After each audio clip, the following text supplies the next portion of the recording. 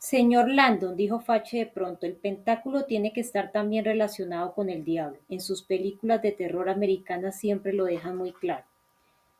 Landon frunció el ceño. Gracias, Hollywood. La estrella de 5 puntas se había convertido casi en un tópico en las películas sobre asesinos en serie satánicos, y casi siempre colgaba en el apartamento de algún satanista junto con las demás parafernalia supuestamente demoníaca.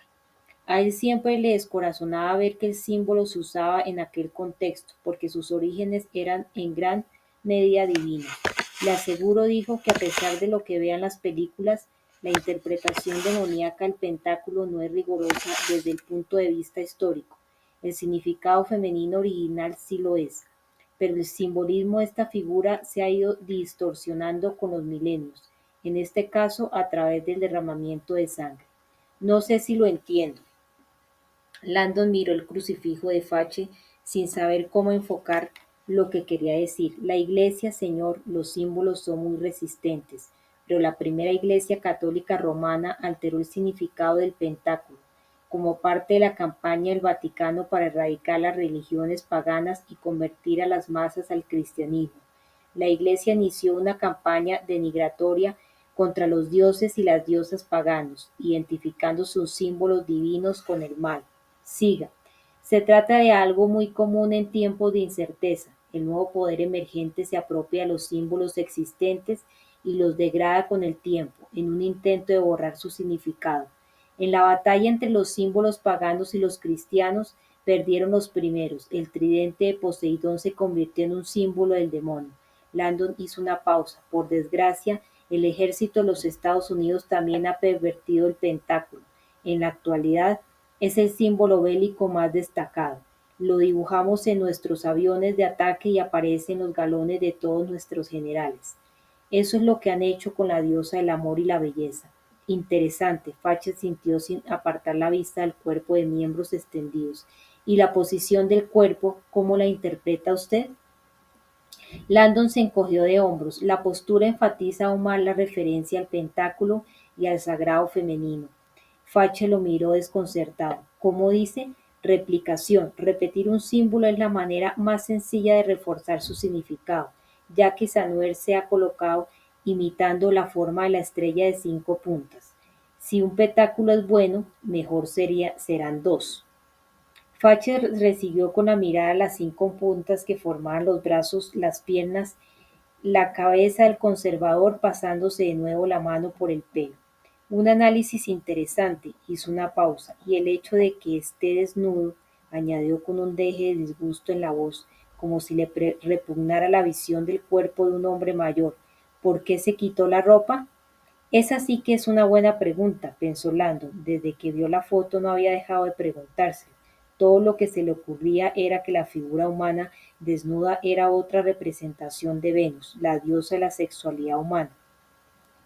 Aunque la cultura moderna había eliminado gran parte de la asociación entre Venus y la unión masculina-femenina.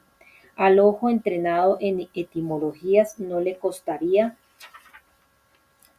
captar un vestigio del significado original de la diosa en la palabra venerio.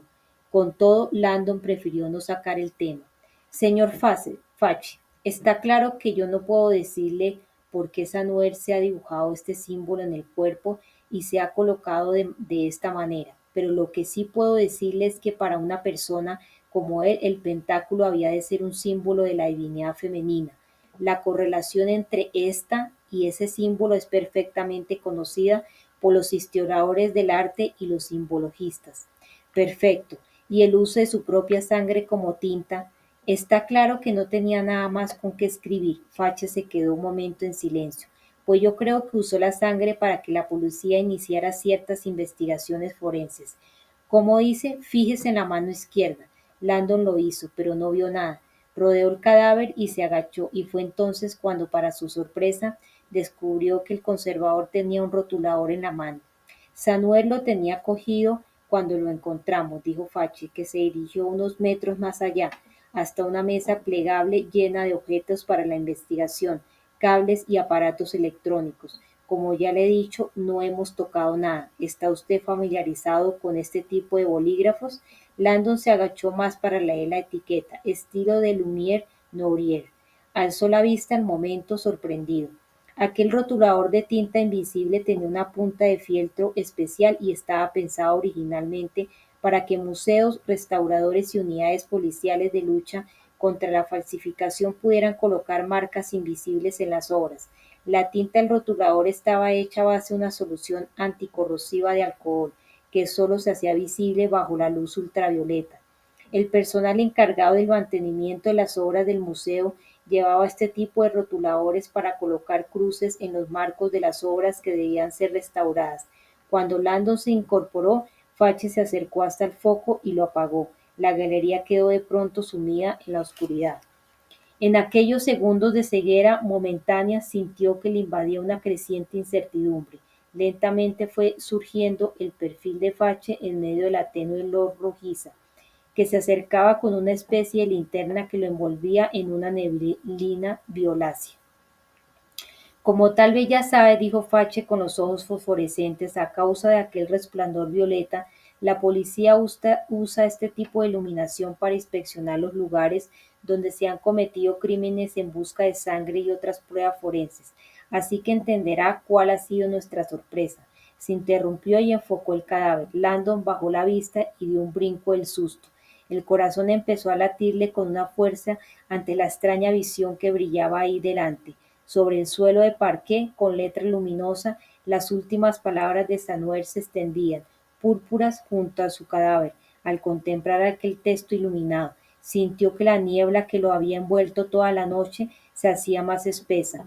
Volvió a leer el mensaje y alzó la vista. ¿Qué demonios significa? Los ojos del capitán brillaron en la oscuridad. Esa, Monsieur, es exactamente la pregunta que queremos que usted nos responda.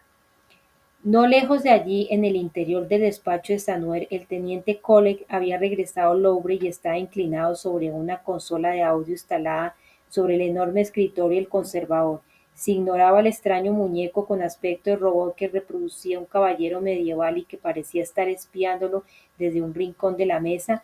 Cole se sentía cómodo, se colocó bien los auriculares AKG y comprobó las entradas de sonido en el sistema de grabado del disco duro.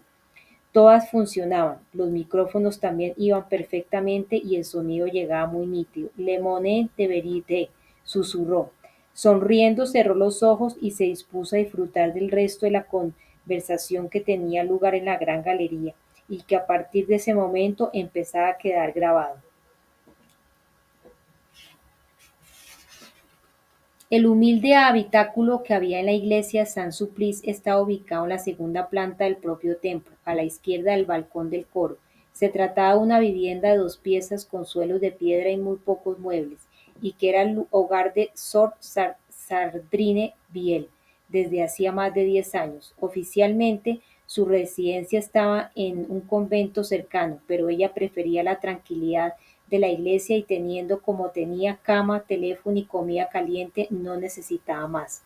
En tanto que Conservatrice de Affaires, Sor Sadrine era la encargada de los aspectos no religiosos de la vida de la iglesia, el mantenimiento general, la contratación de personal de apoyo y guías, la seguridad del edificio fuera de las horas de culto y de visita, la compra del vino de misa y las hostias de consagrar. Esa noche, mientras dormía en su estrecha cama, el sonido del teléfono la despertó y descolgó de soñolienta. Diga, hola hermana. Sor Sadrien se sentó en la cama. ¿Pero qué hora es? Aunque reconocía la voz de su jefe, nunca en aquellos 15 años la había despertado a deshoras. El abad era un hombre muy pío que se acostaba siempre después de la misa. Siento haberla despertado, hermana, dijo con una voz que también sonaba grave y tomada por el sueño. Tengo que pedirle un favor. Acabo de recibir la llamada de un importante obispo americano, a lo mejor lo conoce, Manuel Arigarosa, el máximo representante del Opus Dei. Claro que lo conozco. ¿Quién no ha oído hablar de él en la iglesia? La prelatura conservadora de Arigangosa se había hecho cada vez más influyente en los últimos años.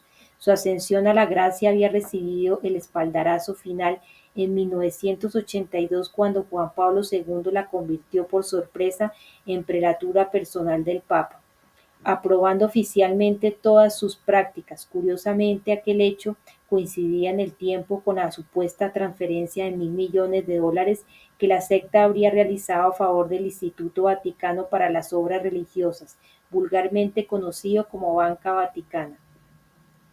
Para impedir su vergonzante bancarrota, en una segunda maniobra que había levantado muchas suspicacias, el Papa había colocado al fundador de la obra en la pista de despegue inminente hacia la santidad, reduciendo un proceso de canonización que con frecuencia tardaba siglos a un breve trámite de 20 años. Sor Sadrien no podía evitar ver con sospecha la influencia del Opus en el Vaticano, pero con la Santa Sede no se discutía.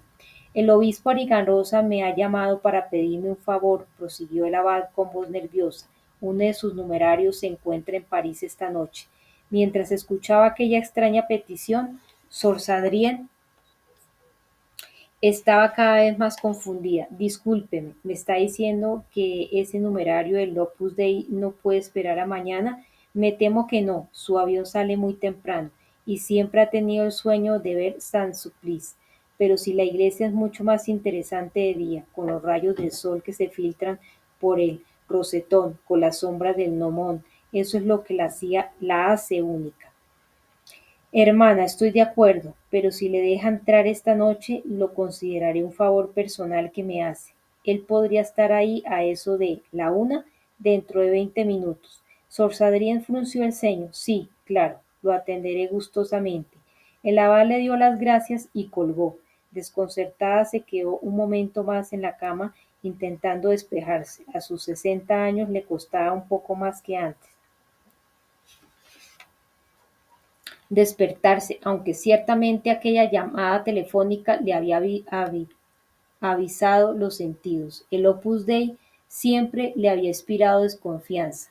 Además de su afición por la trasnochada mortificación corporal, sus puntos de vista sobre la mujer eran, cuando menos, medievales. Se había enterado con horror de que a las numerarias se las obligaba a limpiar las estancias de los hombres cuando éstos estaban en misa. Ellas dormían sobre tablones de madera mientras que los hombres podían hacerlo en colchones de paja. Además, a ellas se les exigía que se infligieran más castigos corporales, pues su responsabilidad en el pecado original pedía una mayor penitencia. Parecía que aquel mordisco de Eva a la manzana del árbol de la ciencia era una deuda que las mujeres deberían pagar durante toda la eternidad. Desgraciadamente, mientras la mayor parte de la Iglesia católica iba avanzando lentamente en la dirección correcta en relación con los derechos de la mujer, el Opus Dei amenazaba con subvertir aquel proceso. Con todo, Sor Sadrien cumplía las órdenes que le daban. Bajó de la cama y, al poner los pies en el suelo, la piedra helada del suelo se le clavó en las plantas desnudas. Un escalofrío recorrió su carne y, sin saber por qué, sintió miedo. Intuición femenina. Creyente devota, Sor Sadrien había aprendido a hallar la paz en las voces tranquilizadoras que le llegaban a su propia alma, pero aquella noche sus voces callaban tanto como la iglesia vacía en la que se encontraba. Lando no lograba apartar la vista de aquellas letras que brillaban sobre el suelo de madera.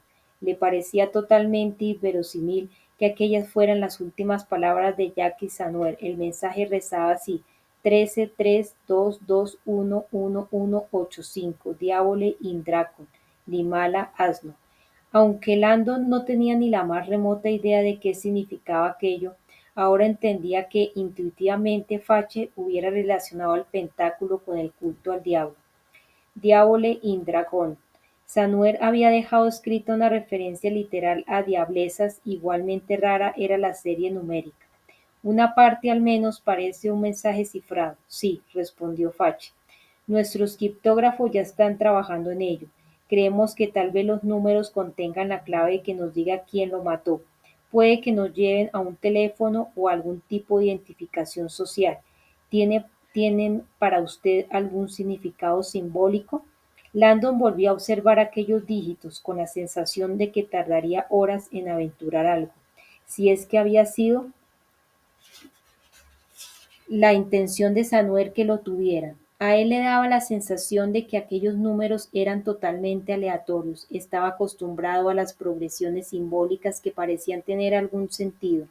Pero en aquel caso todo el pentáculo, el texto, Los números parecía distinto a todos los niveles. Antes ha supuesto, interrogó Fache, que los actos llevados a cabo por Sanuer en esta galería eran un intento de enviar una especie de mensaje, de culto a la diosa o algo así, ¿no?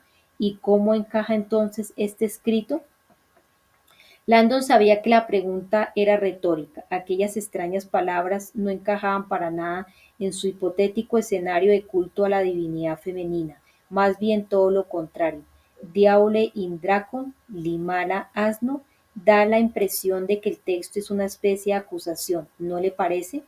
Landon intentó imaginar los minutos finales del conservador, atrapado en la gran galería, solo, sabiendo que estaba a punto de morir. Parecía lógico. Sí, supongo que tiene sentido que intentara acusar a quien lo había matado. Mi trabajo, claro está, consiste en ponerle nombre a esa persona, así que permítame que le haga una pregunta, señor Landon. Para usted, dejando de lado los números, ¿qué parte del mensaje le resulta más rara? Más rara, un hombre se había encerrado en la galería, se había dibujado un pentáculo en el cuerpo y había escrito una acusación misteriosa en el suelo. ¿Había algo ahí que no fuera raro? La palabra dracón, aventuró, diciendo lo primero que se le pasó por la mente. Landon estaba bastante seguro de que una referencia a Dracón, el déspota legislador griego del siglo VII antes de Cristo, no era un último pensamiento demasiado probable. Diaule in Dracon no es una expresión demasiado corriente, ni siquiera en italiano. Que sea más o menos corriente en el tono de Facche, había un atisbo de impaciencia, me parece a mí, no es lo más importante en este caso. Lando no estaba seguro de qué estaba pensando el capitán, pero estaba empezando a sospechar que se habría llevado muy bien con el legislador griego. Sanuer era francés, dijo finalmente, vivía en París, pero para escribir parte de este mensaje usó el italiano, cortó Lando, entendiendo de pronto lo que Fache quería decir. El capitán asintió, precisamente. ¿Alguna sugerencia? Landon sabía que Sanuer tenía un conocimiento profundo del italiano, pero el motivo por el que había escogido ese idioma para escribir sus últimas palabras se le escapaba por completo. Se encogió de hombros. Fache señaló el pentáculo del abdomen de Sanuel. Nada que ver entonces con un culto al diablo, ¿está seguro? Pero él ya no estaba seguro de nada. La simbología y el texto no parecían coincidir. Siento no poder serle de más ayuda. Tal vez esto le aclare algo. Fache se alejó un poco del cuerpo y volvió a levantar la linterna de rayos ultravioleta de manera que el haz abarcara un ángulo más amplio. Y ahora, para asombro de Landon, en el suelo alrededor del cuerpo del conservador surgió un rudimentario círculo brillante. Al parecer, Sanuer se había tendido en el suelo y había pasado el rotulador varias veces alrededor de su cuerpo, dibujando varios arcos y básicamente inscribiéndose él mismo dentro de un círculo. De repente lo vio claro, el hombre del Vitruvio, se susurró Landon. Sanuer había creado una reproducción en tamaño natural de dibujos más famosos de Leonardo da Vinci, considerando el dibujo más perfecto de la historia desde el punto de vista de la anatomía. El hombre del Vitruvio se había convertido en un icono moderno de cultura y aparecía en pósters, alfombrillas de ratón y camisetas de todo el mundo. El famoso esbozo consistía en un círculo perfecto dentro del que había un hombre desnudo, con los brazos y las piernas extendidos. Leonardo da Vinci le recorrió un escalofrío de asombro. La claridad de las intenciones de Sanuer no podía negarse. En los instantes finales de su vida, el conservador se había despojado de la ropa y se había colocado en una postura que era la clara imagen del hombre del Vitruvio de Leonardo. No haber visto el círculo dibujado en el suelo había sido lo que lo había despistado. Aquella figura geométrica dibujada alrededor del cuerpo desnudo de un hombre, símbolo femenino de protección, completaba el mensaje que había querido dar Leonardo, la armonía entre lo masculino y lo femenino. Ahora la pregunta era por qué Samuel había querido imitar aquel famoso dibujo. Señor Landon, dijo Fache, no me cabe duda de que un hombre como usted sabe perfectamente que Leonardo da Vinci tenía cierta afición por las artes ocultas. A Landon le sorprendió el conocimiento que Facche tenía de Leonardo, que servía sin duda para justificar las sospechas de culto al diablo que había manifestado hacía un momento. Da Vinci siempre había supuesto una complicación para los historiadores, especialmente para la tradición cristiana. A pesar de la genialidad de aquel visionario, había sido abiertamente homosexual y adorador del orden divino de la naturaleza, cosas ambas que lo convertían en pecador a los ojos de la Iglesia. Además, sus excentricidades lo rodeaban de un aura ciertamente demoníaca. Leonardo exhumaba cadáveres para estudiar la anatomía humana, llevaba unos misteriosos diarios en los que escribía al revés. Creía que poseía el poder alquímico para convertir el plomo en oro, incluso para engañar a Dios creando un elixir para retrasar la muerte. Entre sus inventos se incluían armas y aparatos de tortura terribles, nunca hasta entonces concebidos. El malentendido alimenta la desconfianza, pensó Landon. Ni siquiera su ingente obra artística de temática religiosa había hecho otra cosa que incrementar su fama de hipocresía espiritual. Al aceptar cientos de lucrativos encargos del Vaticano, Leonardo pintaba temas católicos no como expresión de sus propias creencias, sino como empresa puramente comercial que le proporcionaba los ingresos con los que financiaba su costoso tren de vida. Por desgracia, también era un bromista que a veces se complacía mordiendo la mano que le daba de comer. En muchas de sus obras religiosas incorporaba símbolos ocultos que no tenían nada que ver con el cristianismo, tributos a sus propias creencias y sutiles burlas a la Iglesia. En una ocasión, Landon había dado una conferencia en la National Gallery de Londres titulada La vida secreta de Leonardo, simbolismo pagano en el arte cristiano.